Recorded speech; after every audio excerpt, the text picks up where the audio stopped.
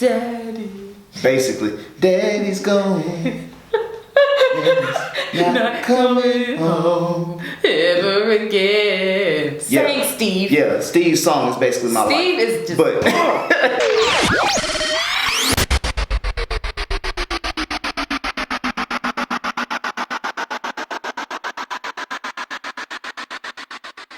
What's up, guys? Hello.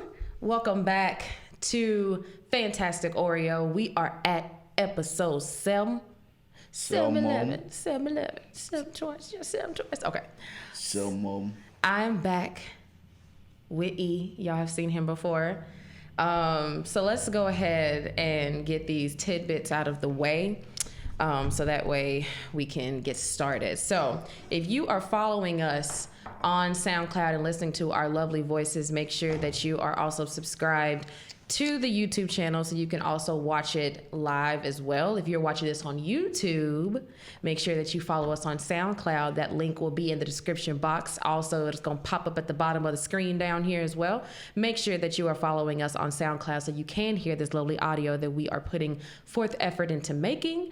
And I upload on the 15th and the 31st of every month. SoundCloud, you will get it first. YouTube, you will get it a little later for those of y'all that prefer to watch our faces. And also, we have an XFM that's been still blowing the hell up. Like, I answer them when I can, but basically, XFM is there if you have any topics, comments, concerns, questions, anything of that nature. Whatever you want to say, it's there. You can just do whatever you want. So, but yeah. So now that we got that out of the way, we got topics and things. So topics and things. So we are going to be discussing some music. So we've had a lot of releases. The summer is somewhat coming to a close, somewhat. So, but we have had a lot of releases, music releases. So I wanna start this off by something that I saw on the Shade Room with Jermaine Dupri.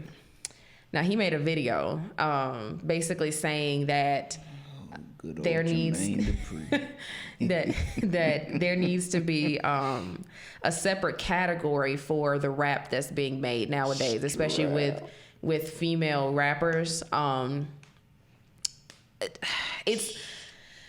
He's basically, long story short, is saying that a lot of the female rappers nowadays are making music just about stripping. Like, that's like the only topic of discussion is like stripping and being at the strip club and twerk, twerk, twerk. Like, that's the only thing that's being said, and there's not much diversity in what's out there now. So he's saying that there should be a whole different category genre called strap. I wouldn't name it that, but just a different category of. A little strap from time to time, chills. I mean,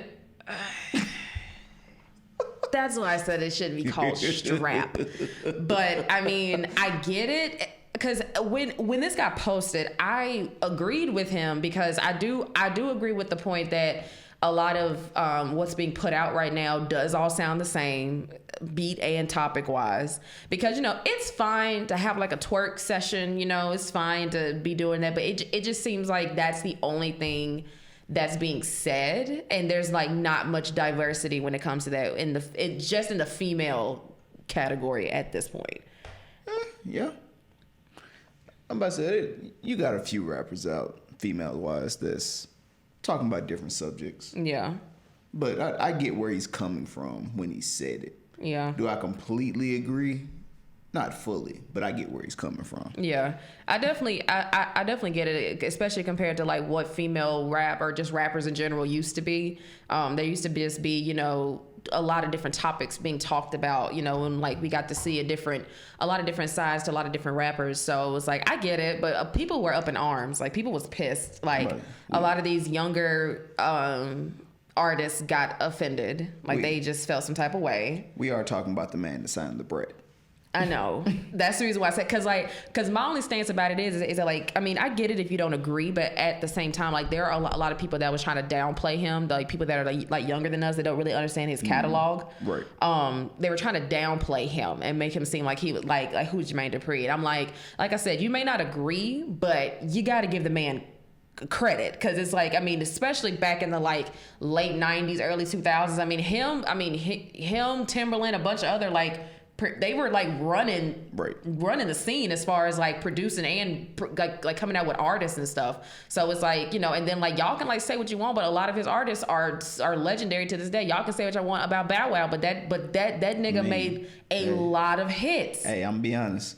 I'm not the biggest Bow Wow fan, but that nigga's a household name. He really is. Like, he really is. And like I said, Bow Wow, Da Brat. We can go on, like So Def signed fucking Monica, for Christ's sake. So it's like, you know, he gotta, you know, he can definitely speak on this now. Hey, I ain't gonna lie, I was bumping Welcome to Atlanta a few weeks ago. Yes. So, you know, I just thought that was interesting. You know, a lot of the younger people were like tripping. Like they was like trying to say Jermaine Dupri was a hater, which he really not. Like I said, he just has the credit to speak on it. I mean, that's just like if Timberland was to speak on it, or like Jay-Z, or like, you know, one of those type of people, or even like Diddy could speak on that as well. Man, this kind of like that situation back at, I forgot what Super Bowl it was, but a lot of the younger people who didn't really know who Missy Elliott was, like, who is this trying to get clout off of? God. Who was performing at Super Bowl? Katy Perry. Yeah. That's who that was that year. I mean, it was like, who is this Missy Elliott chick trying to get clout off Katy Perry? Oh my God, yeah. Not knowing that this person is a real live legend in the game. Yeah, like written not only as an artist herself, but like has written hits on hits on hits on hits. Right. For people, and is still writing hits on hits on hits for people. Like it's crazy. But I'm gonna start off reviewing these singles. Let's do the singles first, and then we'll go to the albums. All right. So I'm gonna start off with the first single of Tiana Taylor just released a song called "How Do You Want It" with King Combs. King Combs is a newer artist, but he's also Diddy's oldest son, I believe. So he's the oldest child, I believe. Second, maybe either oldest or the second oldest. Not gonna lie about it. Don't know. Diddy got a lot of kids, so I think he's the second. If he's not the oldest, he's the second oldest, because I know Diddy has a lot of younger children. Now, me personally, I live for Tiana on like any day. I've had a crush on her since like my Super Sweet 16 when she was a stud back in the day. But I live for Tiana regardless. So I was already going to listen to it.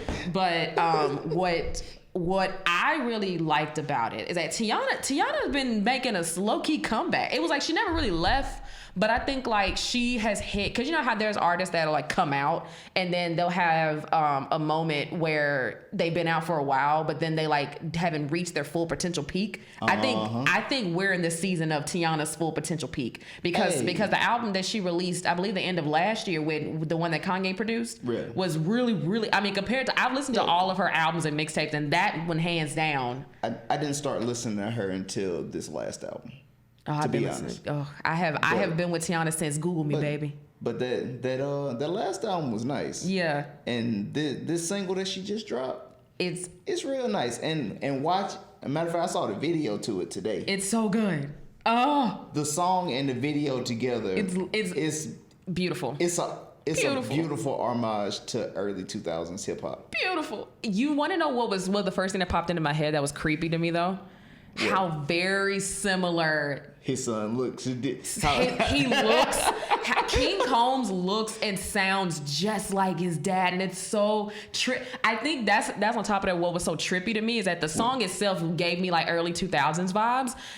Then the fact that he started rapping, I said, "Oh my lord!" When they did the scene where he had the silver jacket on, and the lights on. Oh god, that wasn't nothing but Diddy. I'm sorry, that was nothing but Diddy. It's like Diddy 2.0. Oh my god, but it was just. It's basically Diddy with better bars. Basically. That's what I said. Diddy is Diddy 2.0. Diddy with better bars. Basically. It's great though. It is fantastic. Tiana, keep doing what you're doing, because you just be giving me life. Like, you've been giving me life. Like I said, my ass been here since Google Me, baby. So I live for Tiana. Yes, Tiana. So the next one that I wanted to talk about was Sam Smith, How Do You Sleep? I really like Sam Smith has taken a little baby hiatus for a little bit, and now he's coming back. I really like that. This is a different sound than what he normally does. Like, but I like it. And the thing is, I came to a conclusion today. What's the conclusion? Sam Smith is the male Mary J. Blige. Why do you say that? Why do you say that? That man makes the most beautiful hurt music ever. Oh yeah. That's I don't wish pain upon nobody. But when that nigga hurt, something beautiful finna come out on record. Oh my goodness, every time. Yeah. A lot of his music is about being hurt. I feel like Sam Smith to me be fucking with a bunch of fuckboys. Like I don't know what men he be messing with, but they really be putting him through it. Hey, did you watch the video to it? Yeah. I'm gonna be honest. Sam Smith ain't normally just out like that. No, No offense to what I'm about to say, but he was tremendously gay in this video. I heard tremendously gay. And it was beautiful. Yeah, that's why I said I really feel like he took a hiatus. He like regrouped, which is what you're supposed to do as an artist when you take those hiatuses. You like come back, you regroup, and he did. Listen, I'm here for it. I'm sitting here watching this video. I was like, I'm not even gay. I'm looking at this man. I was like, I didn't know he could move like that. Listen, it is like this man had a whole strut and everything. Yes. I live for Sam. I love him though. He's just. Oh, I've been loving Sam Smith. Love Sam, like yes. But he caught me off guard with this video. I'm just gonna be honest. Because compared to what he's normally done, this is like that video caught me all the way. This is like a complete change of like pace for him. So the sound is a little bit different, but the content was what I expected from him. Oh yeah, lyrically and hell yeah. Like I said, Sam, I don't know who you've been dating, boo boo, but it's like I want you to be happy. I do, but you know when they if you are hurt, I'm not against the record that's about to come out. I don't want you to be hurt. I just but just write down your feelings. Always write down your feelings, cause you saw what happened when Mary J. Blige got happy. Feels so good. I mean that wasn't a bad record, but it ain't got nothing on Hurt Mary J. No. Nothing on Hurt Mary. Freaking Mary. So I've come to this conclusion. Sam Smith is the male Mary J. Okay. How do you feel about that? I'm laughing, but it's like I see it though. I do. I see exactly where you're like coming from, because there's like a couple other artists that's like that. Because Family Guy had made like a joke one time. Like they made this whole like episode of like Chris dating Taylor Swift, and she got happy and like started making happy music, and then like everybody was booing her off the stage and stuff. So like Chris broke up with her in order for her to make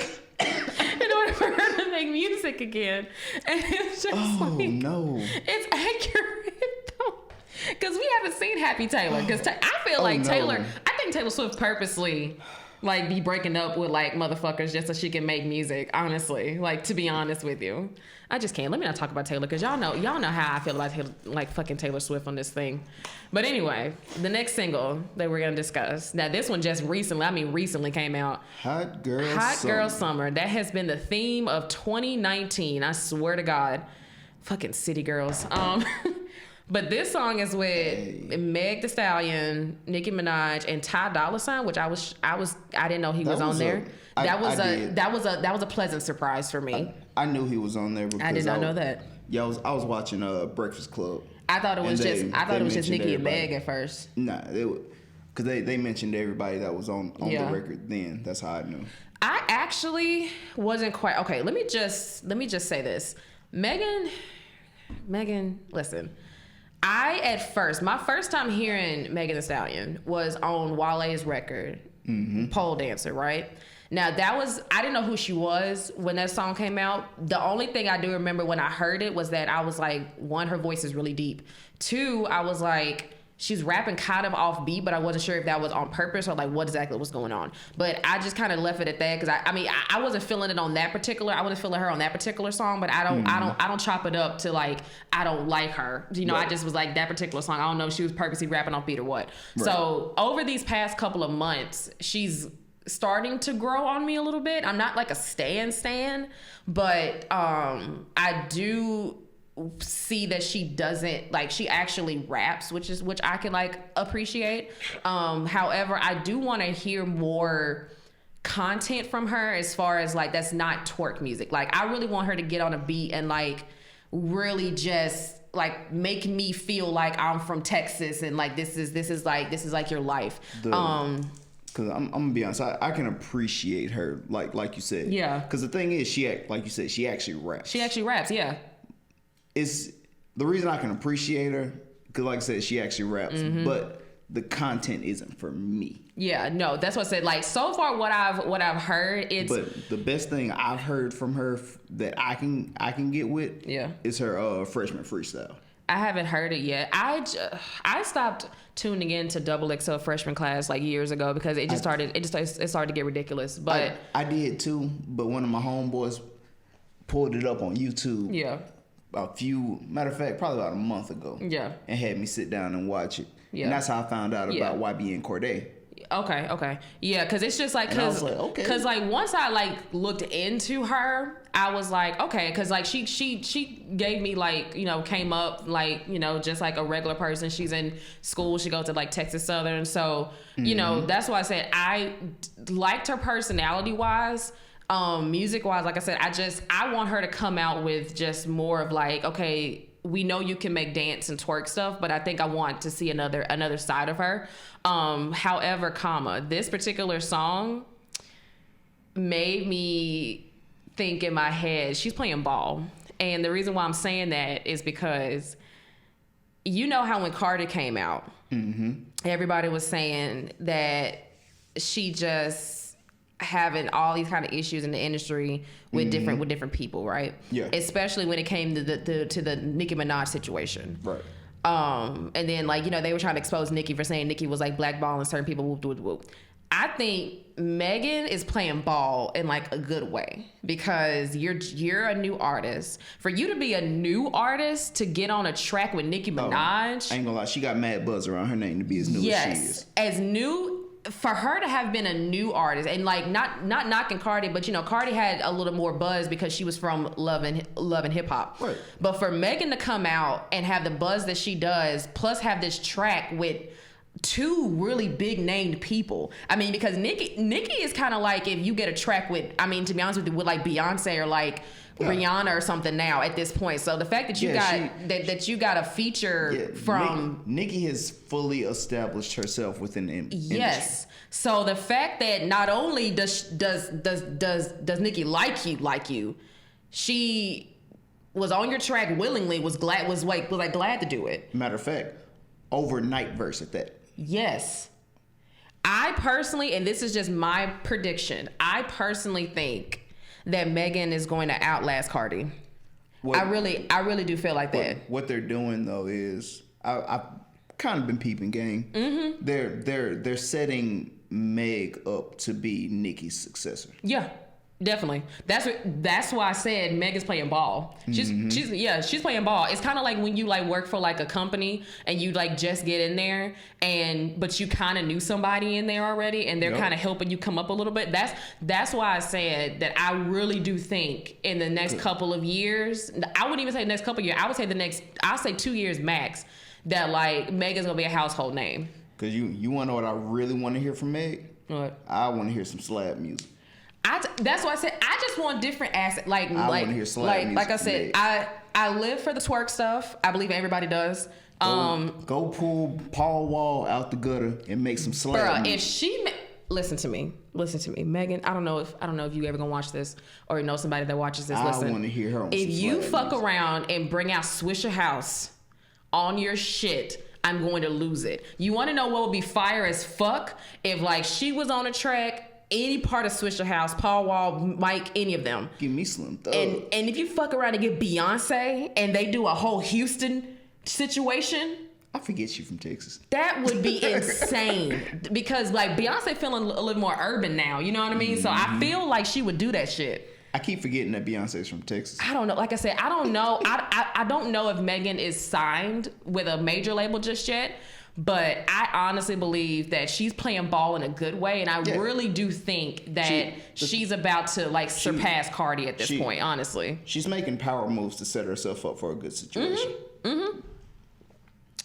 God, I almost drowned. It's just a great way of branding herself. Yeah, and then like I said, she doesn't give me like super crazy vibes. Like I just think right now, like she's kind of at that point, like, you know, when like Nicki first came out and she was like had this persona of like Barbie. I think I'm gonna give Megan like 2 or 3 years, and I feel like her sound is not only gonna be more polished. I feel like her what is it? Her look is gonna be more polished. Yeah. I really do feel like that they're gonna not necessarily morph in a bad way, but they're gonna like basically A&R rep her. Yeah, and like mold her into a mainstream artist. And mold her into like a mainstream. Yeah, definitely. That's what they're doing. They're trying to mold her into this mainstream artist. But I mean I'm like here for Megan. Megan's growing on me. So that's why I said, you know, I'm definitely here. This song is hot. Fucking Ty Dolla $ign is I love Ty Dolla $ign so much. He's hit or miss for me. I fucking love Ty Dolla $ign. Like, I really, really do. I don't know if it's just because I like hearing him sing or it's because he's gorgeous. I don't know. It's just because he is really, you know, he on that list of like niggas if I was straight, you know. I know. We talked about it. He on that list. Ty Dolla $ign is really on that list. He is just he's really attractive to me. But we'll start to get into these albums now. So I'm gonna start off with a light one. Drake released this album called Care Package, which basically is every single that he's put out that wasn't on an album, which I'm fine with, because I'm not gonna lie, it just reminded me of Take Care Part 2. Right. I'm not kidding, because Take Care hands down is my favorite Drake album of all time so far. Because it came out right when we was like, when I first got to Southern Miss, you was there already. It was like 2011 when Take Care came out, and it was life then. And then, cause like we basically like have witnessed the like come up of Drake, honestly, because like Drake came out right when we were about to leave high school. I've watched the entire career of Drake. Like literally, because like Drake came out right when we were just about to leave high school, and then he started to just pretty much our whole college career and to now. So listening, I first heard of Drake when I was like junior high. I heard of Drake because he put out what was the name of that mixtape he put out a long time ago? Shoot, I cannot think of the name of that mixtape right now. I think my first time hearing Drake was in 2009 when he came out. I think it was when his first mainstream song came out, the Best I Ever Had. Mm-hmm. That was my first introduction. That and Find Your Love was the first two that like I said, back when I was in high school, and just witnessing the whole thing. But this whole album, though, I don't think you understand how I was living for it, because you want to know the two songs that I about lost my shit that I was happy he put on there. Mm-hmm. Was fucking Trust Issues and Girls Love Beyonce. Because I swear to God, you don't understand. Girls Love Beyonce is just like, it's not just because it's Beyonce like reference. It's just the song is so beautifully crafted that it was great. And I was mad because it only was on, I kid you not, it was only on YouTube. So I remember ripping it off of YouTube and putting it on my MP3 player because it wasn't nowhere else. It wasn't on spot nowhere. Like, it was only on YouTube for a long, long time. And maybe on like a few like datpiff.com shit. So that and Trust Issues, like trust Issues is deep. Cause like, I love that Drake took like a line in his own verse and flipped it and turned it into this masterpiece of a song. It is just, it's just great. It was giving me life. It was giving me life. Like Drake, I live for Drake. He's on my top rappers of all time list. This album was great. I got tickled because all the memes I kept seeing was everybody's like, we're listening to this album as if we haven't heard these songs before. Right. That was the hilarious thing about this. Everybody was like, out. Oh my goodness, this is so... I heard this 10 years ago. Right. That's know that it is. Drake just put all of his singles that he didn't. I got tired of this song 10 years ago. I think that, you know what it was though? I think for me, because I haven't heard them in so long, that it hit me different. I'm just making jokes. I actually like it because the thing is, like, it brings back the nostalgia. Yes, I was having moments. I was like, yes, Drake. I was listening. I was at Jackson State like, don't tell me your ass over here crying behind this. Trust issues. Like, I'm over here because all I could think about was when I was in, because that came out my freshman year in college, and I remember just being in my feelings and playing that song a lot.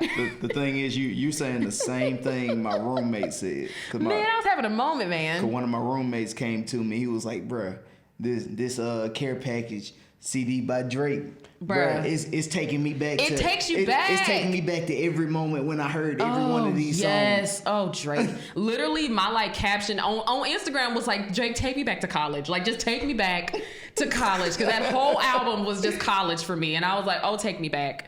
It was great. Thank you, Drake, for that. We just thank you because nobody was expecting it, and we appreciate it. I hope it's on like actual physical CD because I'm going to buy it because I just want to keep it in my car. The next one that I've been wanting to discuss with you and I'm excited about is Beyoncé. I have to say that calmly because I be getting hype. I know. So soon as you started giving the introduction, I was like, I know which one she going to next.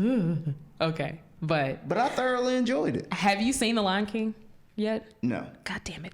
Okay. Because I don't know. I'm iffy about going to see it because you know how much I love the original. You're gonna like it. Listen, okay. So I went the couple. The thing is, I've heard mixed reviews from people who love the Lion, like the original. Okay, coming from somebody. So I'm gonna put my.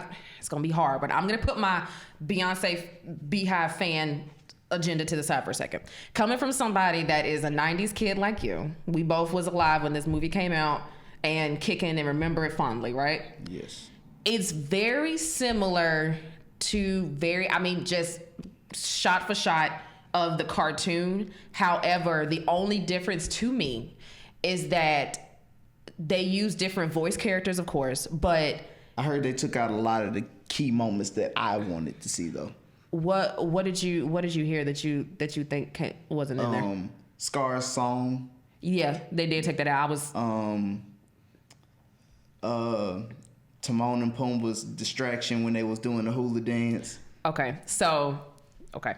Those are beautiful moments. No. Listen to me. I don't want to give it away, but their redo of it's fun. Dare I say, they're remaking it? It's funnier than the original. It's hilarious. I don't want to give it away what it is, but trust me, they took it out for a reason, and what they did with it is fucking hilarious. I'm still gonna give it a chance. I'm telling you, it's hilarious. Like, and that's like coming from me. I do comedy. I'm telling you, because what it is that because of the voice actors that they got, they allowed them, because a lot of them are like comedians and actors and stuff, so they allowed them wiggle room to improv. And when you get fucking Seth Rogen in a room, you know what I mean? And they pretty much let him have comic relief. Because I know that there was they had this one moment where Timon and Pumbaa had just like popped up on the screen, right? Mm-hmm. And they was trying to teach Simba about Hakuna Matata. And it was funny because when they first said it and Simba looked at him weird, and fucking Pumbaa goes, "Oh, we normally get a bigger reaction when we say that," and like the whole theater hit the floor laughing. Whole theater hit the floor laughing. So it's just like that's what they did. They just allowed the actors to like have a little bit more leeway with what they wanted to say, and then plus the two actors that played young Simba and Nala actually were the two that played him on Broadway as well. So you can tell off the screen that they have a dynamic. It's actually really good. But the album that Beyonce decided to throw on us though, let me be honest, I thoroughly enjoyed this soundtrack. I wasn't ready. Nobody was ready. Oh, hold on. Let me get this camera. Let me start the camera so I can get a thorough what we gonna do here. Okay. So Beyonce, the queen of throwing shit on us without us knowing. But yeah. Giving me a heart attack. Matter of fact, let me Beyonce I feel like she just really has gone back to like being like, I feel like 90s Beyonce about to make a comeback. Because you know how she was making urban stuff, and then about Sasha Fierce, like 2008, 2009, she got mainstream popish, and then it kind of stayed for a little bit, and then it slowly, I think after she had Blue, it slowly started to creep back. And I think we full blown are getting 90s, like adult 90s Beyonce back now, because the whole album. So the album's called The Lion King, The Gift. The whole album is, this is in Beyonce's words, a love letter to Africa. So I can see that. She basically made the album to where like it would be scenes. So basically the songs would correlate with the scenes from The Lion King. So she has bits of the movie play and then a song. And then it kind of goes like that. And it flows beautifully. I picked up on that because it goes back and forth between interlude to song to interlude to song to interlude to song. And keeps going that way. It's so which good. I don't mind. It's so good. Even though I have a lot of my favorite songs on this album, I think the one that I want to really just discuss how much of a culture, like, yes, it is the song Brown Skin Girl. And the reason why I say this is because the song itself is powerful. And I think Beyonce knew it was going to be powerful, but I don't think she understood like the actual magnitude of this song, because coming from somebody that is a dark-skinned woman that has gone through life, well, somewhat of life at this point, I wish I would have heard this song when I was younger. I'm glad this is out, especially for this generation nowadays, because we live in a society that people feel like they have to be validated by other people as far as looks wise goes. Yeah. And this song is perfect timing for this like generation to make them feel, especially us darker skin or medium skin tone women, that you are beautiful and you are valid. And it's just a great song, because it's just the fact that like Beyonce was shouting out like all the dark skin like beauties out there, and like you know, she gave a shout out to like Lupita and Kelly and a bunch of and like Naomi Campbell, which she loves. Naomi Campbell, anybody that listens to Beyonce knows that she lives for her. I ain't gonna lie, I appreciate that Kelly Rowland shout out. I did too. I almost cried. Listen to me. I appreciate that. I almost that cried. Y'all don't understand. Kelly, for me as a little black girl growing up wanting to be in the music industry, was my reference, because there wasn't, at the time us growing up, there wasn't a lot of dark skinned girls that was making music, let alone at a scale as where Kelly is. Because the thing is, Kelly Rowland has always been my favorite out of Destiny's Child. I live for Kelly. I love. Oh my God. Like, that's the reason why I was just like, the song is just, and then like, it's so great because now, like, she's gone to reposting some of them now, but Miss Tina was the one, her mama was the one that started to repost them originally, of like videos of like, it's so cute because it'll be like little girls that are like singing the song and they're like feeling, you know, just feeling confident about their like natural hair and their skin. And, you know, Beyonce's just telling them like, girl, you are beautiful. Like, look in the mirror. Like, everything about you is great, from your like curls to your curves, everything is great. Like, that's the one, like I said, there's a lot of good songs on here that make you like be proud to be black out here in these streets. But I think that song out of the whole album is the most impactful to me, because like she said, I could tell that this whole album was a homage to blackness. Yes, it was beautifully done. Side note, I'm gonna need Beyonce. Hey, how you doing? Stop. You and Kendrick Lamar have got to stop linking up. It's too much consciousness in one sitting. We cannot handle it. Listen to me. Okay. I don't know what the hell she talking about. Listen. Continue. So, okay. Because, you know, the first time they linked up. Because the thing is, you already know, Kendrick is my personal favorite. Listen to me. I don't know what it is. Surprisingly, that wasn't my favorite song on that. When those two get together, though, I love this song. It's like a 2019 Black Panther moment, and nobody's ready for it, because like the first time they linked up was for Beyonce's song Freedom, and that was life, and I was like, okay, all right.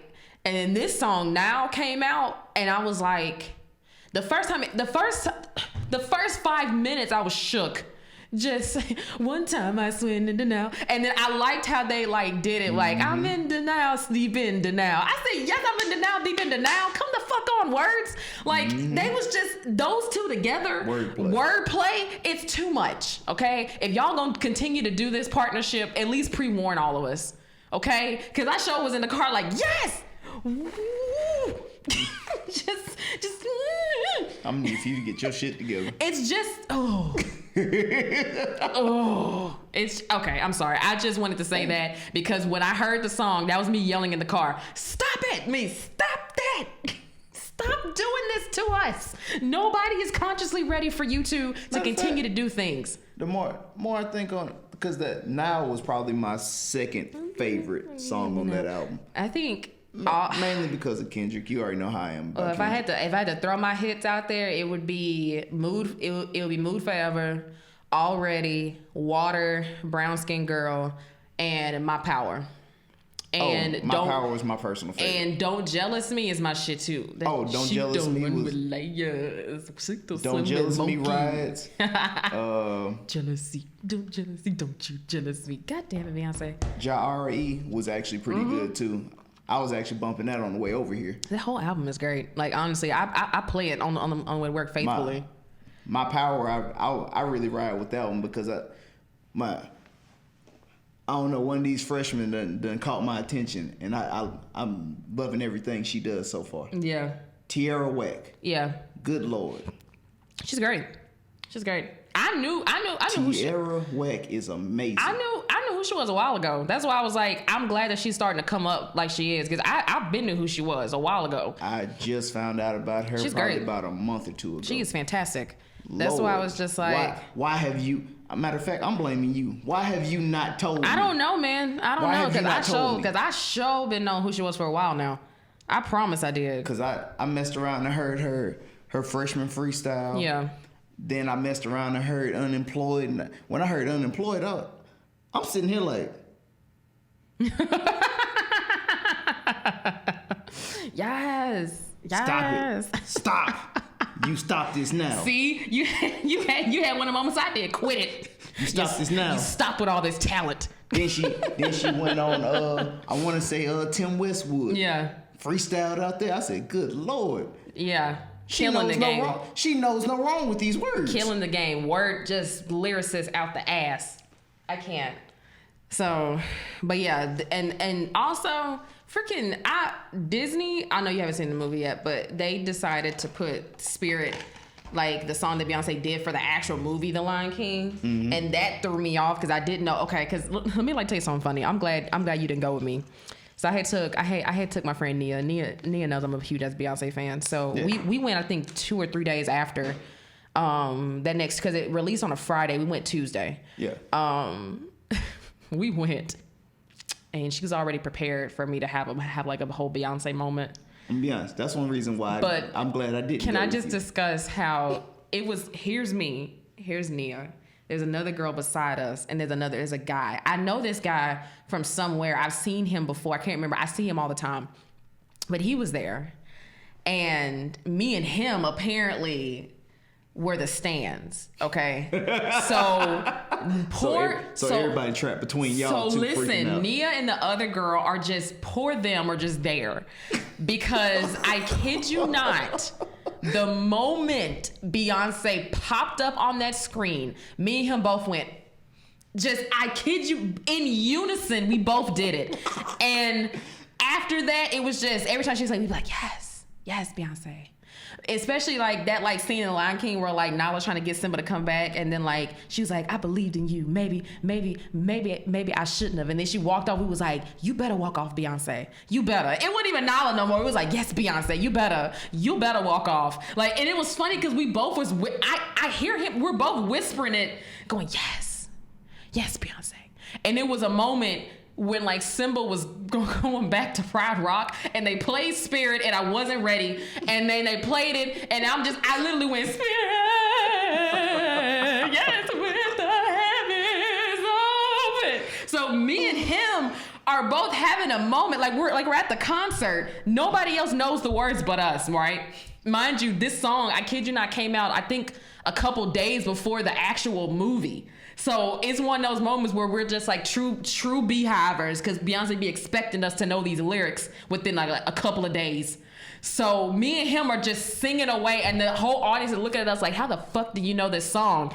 And we're just like, I'm over here like damn near in tears, because I wasn't expecting it. And I was already like trying to come back from her singing like Can You Feel the Love Tonight, because her and Childish Gambino, ooh, you ain't gonna be ready. But I can only imagine. I was already trying to like come back from that, so I was already emotional. And then that came on, I just wasn't ready. Okay, I'm sorry. I could like go on about Beyonce, but that was just lit. I'm gonna do a cover to Spirit soon. So yeah, but I'm gonna go to the next one. Let's do Chance. We'll do Chance the Rapper next. So Chance came out with a new album that nobody was prepared for, because he announced it on the Instagram. It's called The Big Day, and it's got a lot of tracks on it, like a lot. 22 of them, if I'm not mistaken.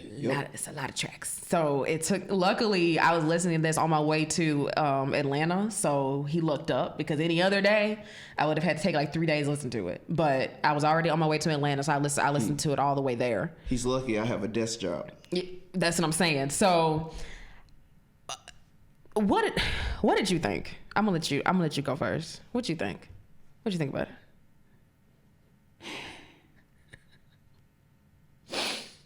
So, my honest opinion about this album is not Chance's greatest work. That's what I was thinking too. The rhyme schemes were hit or miss. Yeah. A lot of them were miss. Yeah, I think it was too many songs. From a musical standpoint, there's too many songs. Way too many. Because the message of your album is going to get diluted the more songs you put. Yes, it gave me mixtape vibes. It's like you know how when you download somebody's mixtape and there'd be like a shit ton of songs on there. That's what it reminds. Like it wasn't too many songs on there that I just really liked. Because the problem is he got to Culture 2 length. Mm-hmm. And that album was way too long. I just because like I'm saying, the message of your album will get lost the longer your album is. Yeah. That's one thing that made Pusha T's album so fucking great. Yeah.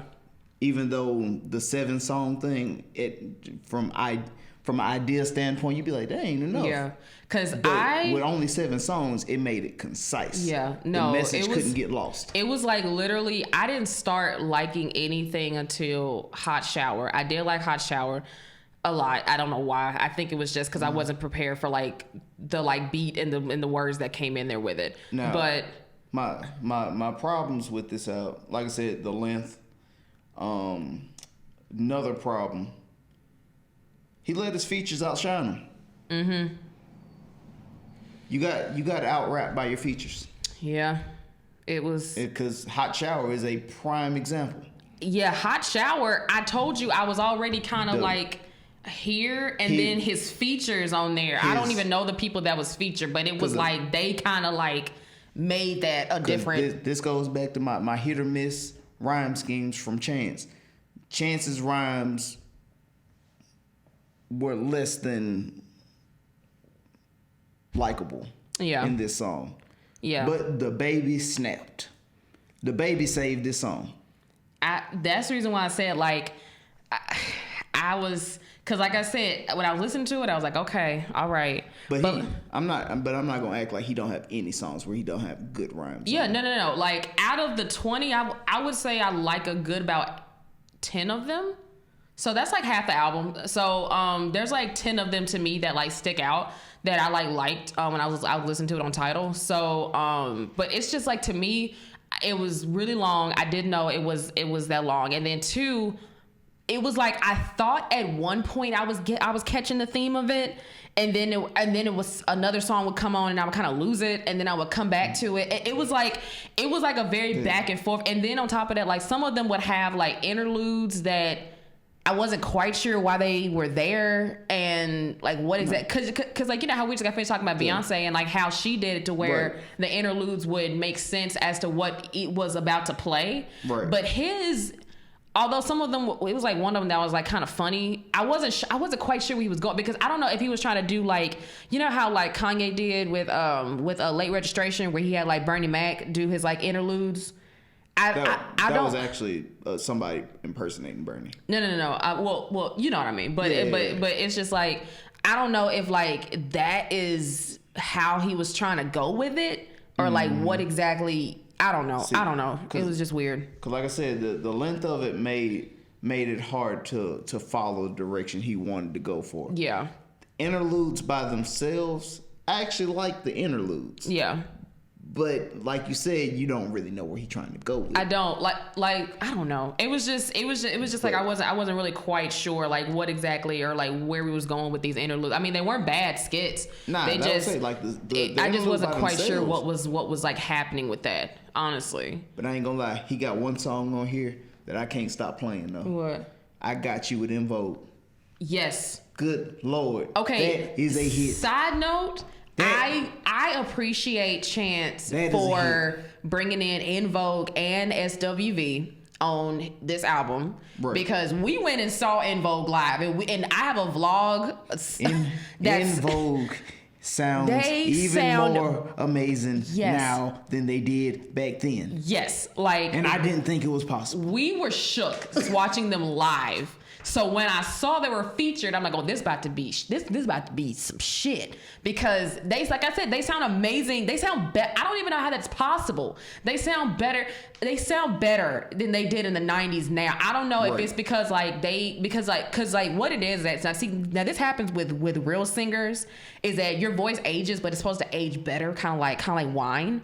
Mm-hmm. If you're a real singer and you take care of your voice, that's what's supposed to happen. Right. So from a singer standpoint, it doesn't shock me, but from a fan standpoint, I was shook. I was shooketh, honestly. But I appreciate him bringing those in. I also appreciate that their voices didn't sound too out of place. Like, he kind of made the song kind of 90s and like early 2000s ish. So it was a mad. It was perfect. It was like so perfect how they did that. It was just fantastic. But I'm gonna move on to the next, because we're actually almost done. We're actually making pretty good time. The next one, I'm gonna go with the one that you told me to listen to. Was it YBN Cordae? YBN Cordae. Now, I originally didn't know who this was. I just found out about him like about 2 months ago too. Like I said, I can't keep up with half of these artists that come out nowadays, honestly. So that's why I was like, I'll listen, but I was like, I have no idea. Look, I found out him through a friend. But like you, me and you got we're skeptical about new artists because of how a lot of artists these days have been going. Yeah. But when I heard this man, I can't even call him a boy. When I heard this man spit, good Lord, he gave me, and I actually was kind of shocked because I wasn't quite sure what I was gonna hear. Because the name itself gave me this new rapper that don't rap about shit vibes. Just from the name, but when I listened to it, it kind of the vibe of the album threw me off, because I was it's like a early to mid 2000s album. Yeah, and then like when he started to rap, he sounds like if Logic and Chance the Rapper had a son. Like, that's him to the T. So much so to where at one point he was rapping and I was like, oh, he kind of sounds like Chance on this on this song. And then I looked at the song and it was Chance. So I'm like, well, damn. I'm like, y'all two don't need to make a song together. You don't need to make a song with Chance nor Logic, because I'm not gonna know who is who at that point. But it's not a bad thing, but the way that he rapped, that's what it reminded me of. Like, literally, like, his beats gave me like, actually still those two, just Logic, Chance came together, had a son. That's who he is, literally. So, but I wasn't mad about it, because the one thing that I do appreciate about this man is that, because I did look him up, because I wanted to know how old he was and where he was from and stuff, because I was from like North Carolina. Yeah, because the reason why I wanted to know his age was because I was trying to figure out, was he our age? Because then that would make sense why he rapped like that. Younger. He's younger than us. He's about 4 years younger than us. So the only thing that I could think of when I saw that was that which made me come to the conclusion that he's going to go far in the music industry, is because you can tell by the way his music is and how he raps that he was meant to be here. Like in like the spot that he's in, spotlight wise, he signed with a major label. I think he signed with Atlantic Records. I think he's meant to be where he is. I could see why he has a record label. Yes. Is that Crit? Yes. Yes, Crit. Sorry about that. My phone started ringing. No, you're fine. But I could see that was the one thing that kept consistently going through my head, was that listening to this album, it made me get a better understanding of who he is as an artist and who he is as a person, which is what your albums are supposed to do. You're supposed to be able to know the artist and know their backstory and what they've gone through. So for me, just listening to it, I got a better understanding that, like, you know, he had humble beginnings as well, that he's basically the first person in his family to actually, you know, come up, and, you know, he's trying to take care of his family. And that's, you know, he spoke a lot about, you know, how he has cousins and aunts and stuff that are going through things, and he's struggling with that because he wants to help, and like they're telling him to like follow your dreams, you know it's fine, you know. So I got, for him to be as young as he is, he has a really old soul, and I can like tell that just from his lyrics. That's why I say he deserves to be in the spot that he's in, because he's actually a lyricist and a true artist. Because that's why I wanted you to listen to the album first. Now, this matter of fact, I'm gonna let you know some other things to listen to him by, because he actually did a response to that J. Cole record. Yeah. Remember when J. Cole put out that record talking about all the new rappers ain't nothing but like on drugs, all that type of stuff? Yeah. He did a response to that. Oh Lord. That response was amazing. I'll go and listen to it. I think like the first time I even heard of this guy, I was on Instagram, and they had a clip off of on the Shade Room of him at a radio interview, and he was talking about how he feels like, you know, there's a difference between the old heads and like the OGs, because he was like saying that there's like some people in the industry that have been in the rap game that see the younger guys, and instead of criticizing them, take them under their wing and kind of help them and develop them and that kind of stuff. And then you got the ones that'll just get on Instagram and kind of downplay. Yeah. Do I believe that there is a trend in music just in general overall with these artists? Yes. I do believe it's bullshit most of the time. Yes. But I don't say that it's everybody, because like I said, I strongly believe that there are just some people in this world who are meant to do music. Like, this is what they're meant to do. So he's one of those people, because there are people that are younger than him that when I hear them sing or rap or whatever, I say, no, they're actually meant to be here. Because if God gave you the gift, you're going to have the gift regardless of what age you are. Right. So that's why when I heard it, I was like, okay, yeah, he's what, like the space that he's in, especially because when I was listening to it, the features that he had, I was really shocked about, especially with that. Got endorsed a feature by Pusha T, Meek Mill, Chance the Rapper. All these are on your debut album. On your that's what I'm saying. See, he's another one of them people that's playing ball. Oh, and that's one thing we skipped over on Chance's album. What? That's one of my quarrels with his album. I hate that this is considered his debut album. I'm sorry. It is? Yes. I thought the coloring book was. Nope. It's not. But he won a Grammy off the coloring book. So why would that not be his debut? And that kind of bothers me about Chance. Who said that? Who made that his debut? Who was he signed with? Nobody still? No, he independent. He's still independent. Yeah. So why would so he did that. So yeah. Why would you consider that Chance? Don't do that. No, you need to let the coloring book have been your debut album. Let this be your let the big day be your sophomore, because that way you can chop this up to the sophomore curse. Actually, most people who look at Chance consider Acid Rap as his debut. That too. Okay. The only reason why I'm going to say let the coloring book make that your first one is because you want a Grammy off of it. That's the only reason why I'm saying that, because I do believe, yes, Acid Rap, yes. Mm-hmm. But the only reason why I'm saying I think the coloring book should be the debut is strictly because he got a Grammy off of something that he released for free. Yeah. So that's the only, because this is I think the reason they're considering this his debut album is because this is the first project that he's selling. No. Which doesn't make, like, regardless of whether you sell it or not, that doesn't classify an album. No. Because like I said, if I didn't put out, like, I'm gonna take myself as an example. I'm about to release an album, right? Technically, it would be my first album that's out. By the time, let's just say I don't get mainstream until about 3 years from now. If I released an album mainstream, I'm not going to consider that my first album. It'll be my first album mainstream. That can be considered your debut album. Of course. Because that's your first mainstream album. Yes, exactly. But Chance, you've been out for a while. You've been out. And like I said, you won a Grammy off of The Coloring Book. Like, that is your debut. Okay, you know what? Let me stop, because I can't. I can't. But yeah, we can go back to YBN Cordae. God damn about it. his debut album. That reminded me about one of my quarrels. I believe that he's playing ball, and I appreciate him for playing ball as well, just like I do for Megan. They're playing ball in like a good way. When I like say that, meaning that you're bumping elbows with the right people. Right. You have the right team behind you doing things, helping you do things, and he's gonna go far. I'm gonna definitely be looking up, paying more attention to him now that I've listened to the album fully and like got a better understanding of like who he is as like a person. So he's very relatable, and he has a good balance between conscious rap and still making beats that would correlate with his generation. Well, the younger generation. Because when I first heard that album, and then you hit me up about the podcast, I was like, I wonder if Chelsea knows. Yeah. So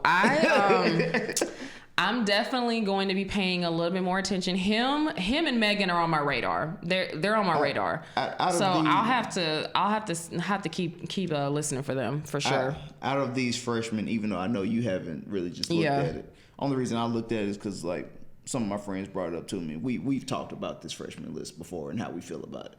Oh man! But one of my friends got me to sit down and look at this list, and the ones off this list that done hit my radar now. Number 1, YBN Cordae. Mm-hmm. Number 2, Tierra Whack. Mm-hmm. Number 3, DaBaby.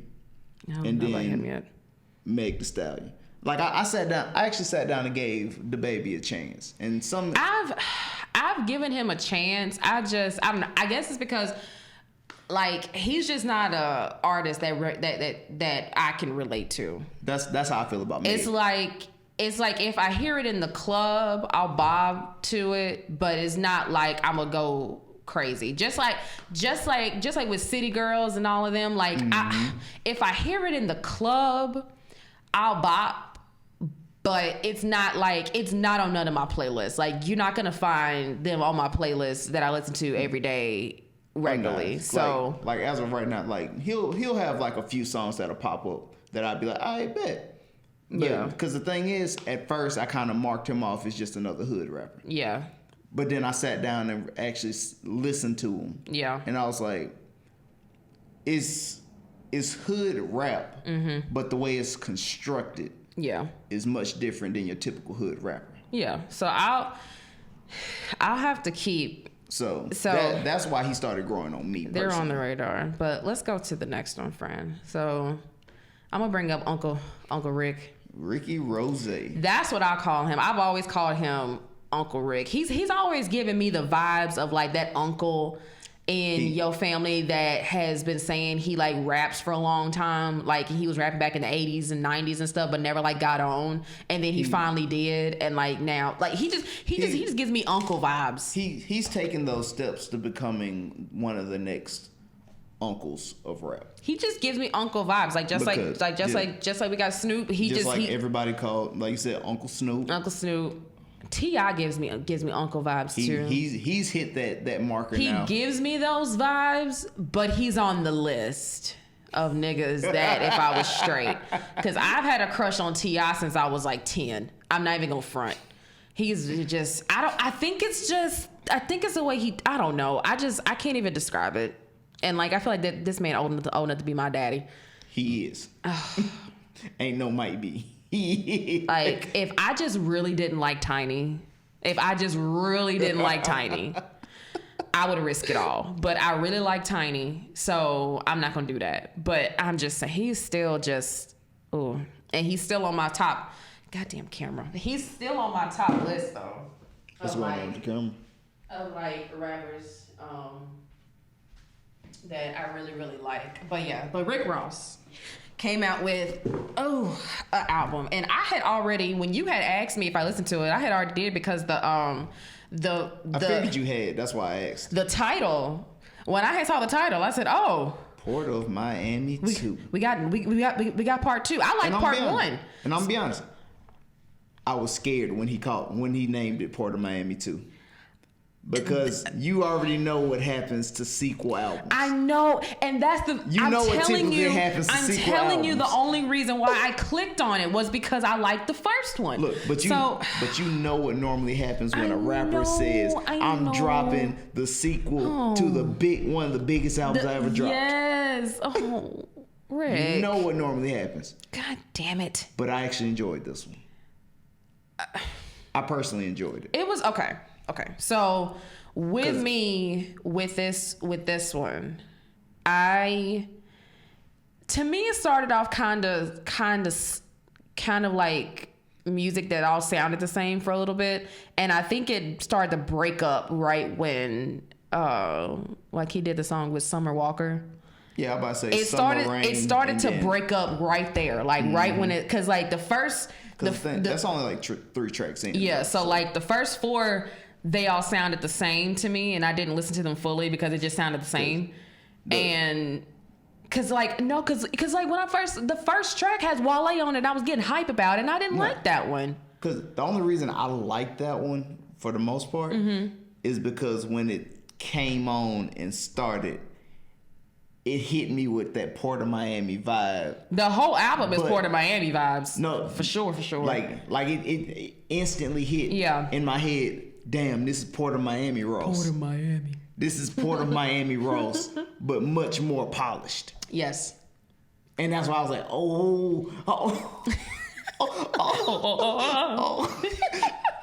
I had one of my moments in my head when as soon as this album came on, I was like, Ross on one with this one. Yeah, that's why I said I personally listened to it. I enjoyed it. I had like certain ones that really stuck out to me. Like I said, Summer Rain with Summer Walker, White Lines with Dage, Big Time with Swiss Beats stuck out to me.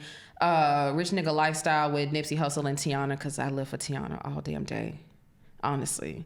Maybach Music, what is that, 4 technically? 6. Sorry, I forgot how Roman numerals work. And Gold Roses. I think those are the ones that really just stuck out to me. But I mean, the whole album itself is enjoyable. Like, I definitely enjoyed listening to it because I just like Rick Ross, like, in general. So it wasn't a bad listen for me personally. It's one of them albums that I could put on and just let play. Mm-hmm. And I actually enjoy albums like that. Yeah, definitely. The thing is, like, a lot of albums, even though it's not a bad thing, a lot of albums switch up the mood throughout the album. Yeah. This album, I can start and finish pretty much in the same mood. Yeah. So, but I mean, I liked it. I personally enjoyed it. But I'm going to go into our Ask FM questions, because right now the camera's not blinking, but I feel like at some point it's going to because that camera like to spring that on us. Because we'll be in mid-conversation thinking we got time, and that motherfucker start to blink on our ass. So I'm going to go ahead, because we actually did good. We got through all of our topics. Yep. We did really good. So we got time. So I'm gonna go to my Ask FM questions. Make sure that y'all, like I said, go to our Ask FM. You can ask us anything or say whatever you want anonymously on here, or if you want me to know, you can do that as well. So one of the questions that came up was, can there be friendship after love? Me personally, I said sometimes, but there has to be a lot of communication between both people and boundaries set up front. Because I've done that before. I have 2 friends now that I have either been involved with sexually or dated as far as like exes goes. And we're like friends. So, but that took a lot of like communication and us setting boundaries, or and just saying like this is what's okay, this is not okay, and just stuff like that. So and to add on to that, I will also say, like you said, it takes a lot of setting up boundaries, but it also depends on the people. Mm-hmm. Because some people can't divide those lines. Yeah. If you're one of those people that can't separate the two. Yes. Don't blur that line. Yeah. Or if you know that other person can't separate those two. Yes, because that I've had that happen and tried the friend thing and end up having to just let it go because one person just, like I said, didn't want to follow the rules, really. Didn't want to do what was necessary. But yeah, it's definitely possible. It's just there has to be communication. There has to be like communication, rules set, boundaries, however you want to word it, and do it like that for sure in order for that to like work, because that's like a lot. What's the next? We got another question. What would you do differently from your parents when raising your children? What do you think? Because I said from my parents. Yeah. So what would you do differently? Because I said that I would put 1,000% into my children's interests and passions and support them unconditionally, because my mom, my parents, they didn't not support me, but I feel like because of where we were as a family financially, that they couldn't do a lot. Cause I remember growing up wanting to like do a bunch of different activities to like further my creativity, or just when I got really older, wanted to start to go do talent searches and those type of things. And it was like, we just couldn't afford for me to go and do those things, Yeah, but that was just because of what they just couldn't afford to. It's not that they wouldn't have done it for you. Yeah, and then but then on top of that, it was like it started out to be that, and then like the older I got, it was like I don't know how to describe it. It's just like it's not like they don't support, but at the same time, it's like they're skeptical about certain. All of it. It's not even like a little bit, because it's like they knew that I liked music, but I think they were thinking that I was gonna go a more practical route with music, as far as like maybe like teaching music or like something that was more practical. And I don't think that they really, because I've always said, anybody that knows me knows since I was a kid, I've always said I want to be famous, like I want to like be a entertainer, and I don't think that they realize that.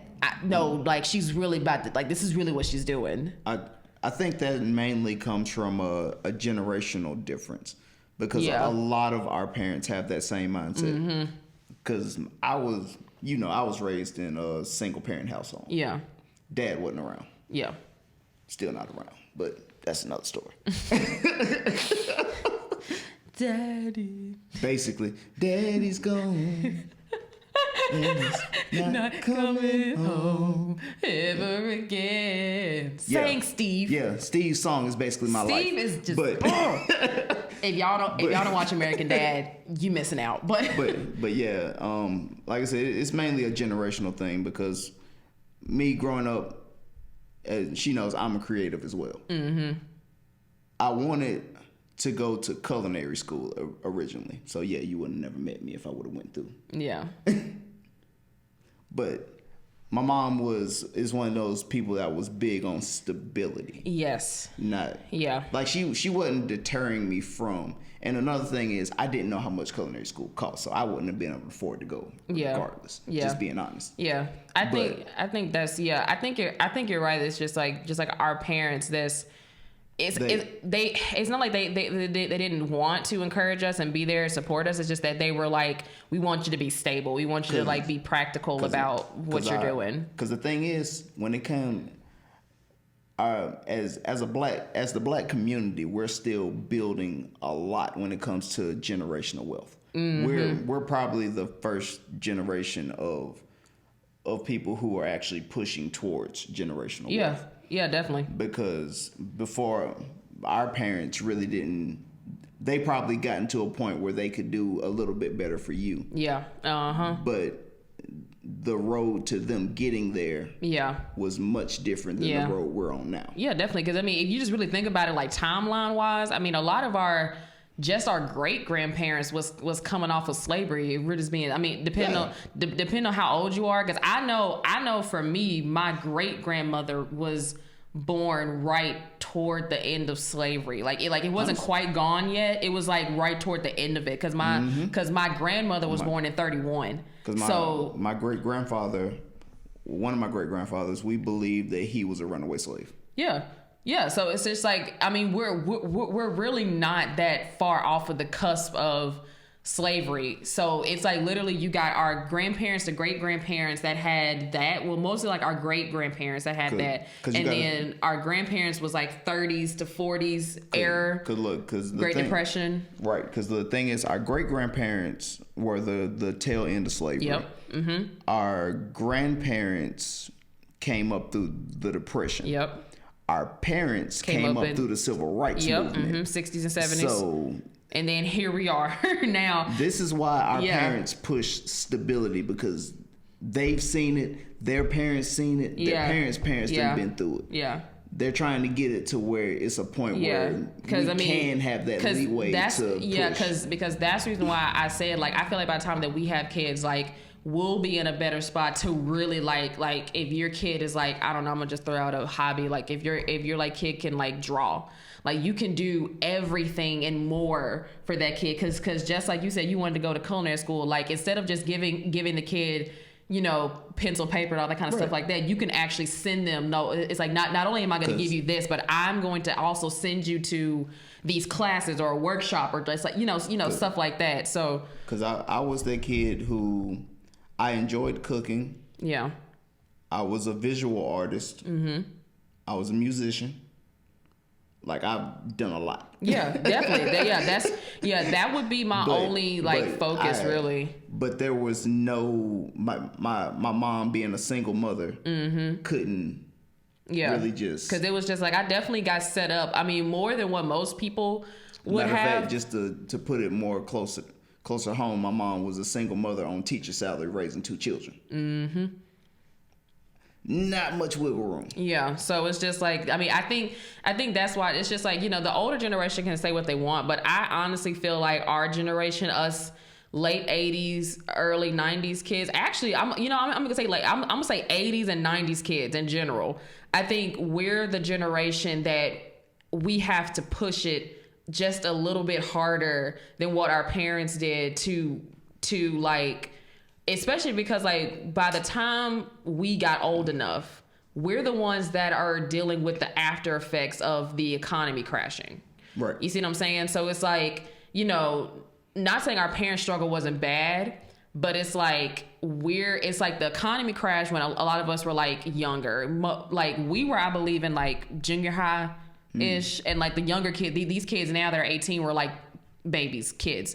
So it's crazy. It is. Kids that were born in 2000 are 19 years old right now. I know. That's crazy. So it's just like we're on that cusp of we're having to deal with the effects of it, because see, the people when it happened were freaking out, and then, you know, of course it was bad when it happened, but we're the after effects of like we have to struggle a lot harder because financially, like our parents didn't have a lot, but they were in a better economy than what like we're having to deal with right now. The dollar was much stronger. Yes. Now, like, because that's why, and a lot of the older generation don't completely get it. They were like, well, I bought a house. Yes. Yeah, they were like our age and was like financially stable and had a house and pick a fence. The thing was, the dollar was much stronger. Yes. The dollar right now, in an economic standpoint, is a lot weaker. It is crazy. So it's just like we have to really like. That's why I said there's goods and bad points about this generation, but I will say that we hustle like a motherfucker, and that's just one thing.